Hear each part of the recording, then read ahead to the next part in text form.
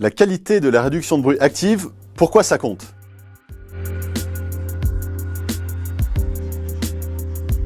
De plus en plus de constructeurs proposent désormais un système d'ANC, Active Noise Control, sur leurs casques et écouteurs. D'abord apparu sur des modèles haut de gamme, ce système se décline désormais sur des appareils beaucoup plus abordables. L'ANC tel qu'il est utilisé aujourd'hui a été breveté en 1986 par la marque américaine Bose, d'abord pour ses appareils à destination professionnelle, c'est-à-dire d'abord dans l'aviation. Ils permettent par exemple aux pilotes d'hélicoptères de communiquer entre eux sans entendre le bruit très gênant du rotor de leur appareil. Il s'est démocratisé au fur et à mesure sur les appareils grand public, à la fois sur les casques et maintenant les trous wireless. Grâce à l'ANC, on peut donc réduire fortement l'encombrement des appareils sans avoir à utiliser un matériau trop épais. Il faut savoir aussi que la réduction de bruit active n'est pas une solution miracle. Elle fonctionne par exemple très bien avec des sons continus, comme ceux qu'on peut entendre dans la cabine d'un avion, ou les sons de roulement, par exemple dans une voiture, un train ou un bus. En revanche, le son d'une voix ou d'un clavier d'ordinateur, plus imprévisibles par nature, sont moins bien gérés par ce système qui fonctionne en temps réel. Dernier avantage de la réduction de bruit, l'isolation permet de ne pas monter le volume trop haut et donc de protéger ses tympans en écoutant la musique moins fort. Le problème, c'est que l'efficacité de la réduction de bruit n'est pas équivalente entre toutes les marques présentes sur le marché. Tout d'abord, il vaut mieux avoir une puce dédiée à ce système directement intégrée dans l'appareil.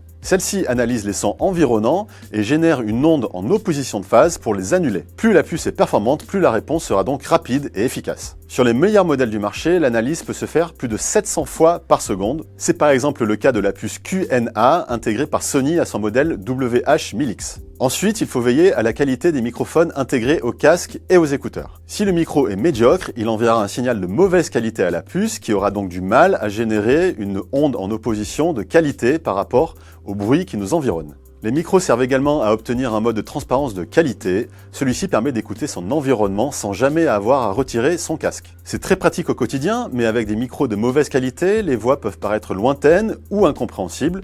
On est donc tenté d'enlever son casque, ce qui rend le mode transparence évidemment inutile.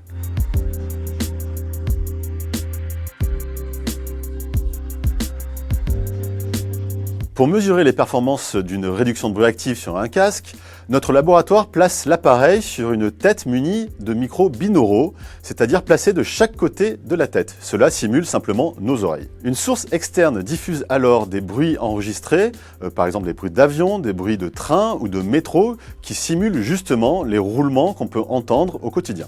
On mesure une première fois le volume capté par les micros avec le casque éteint. Cela permet de mesurer l'isolation passive du casque, c'est-à-dire celle obtenue simplement par ses coussinets. Ensuite, on active l'ANC et on mesure une nouvelle fois le volume capté par les micros. La différence entre les deux mesures nous permet donc d'avoir une idée du volume de l'atténuation.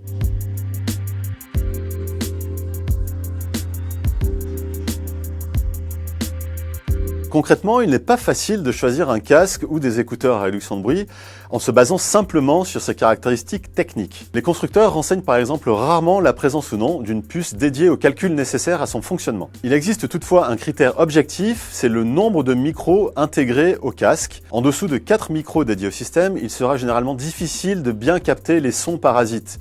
Ils sont également garants d'un mode transparence de qualité. Enfin, privilégier des marques réputées dans le domaine, évidemment Bose, qui est l'inventeur de ces systèmes, mais aussi Sony, Apple ou même Beats, qui ont fait des progrès gigantesques dans le domaine ces dernières années.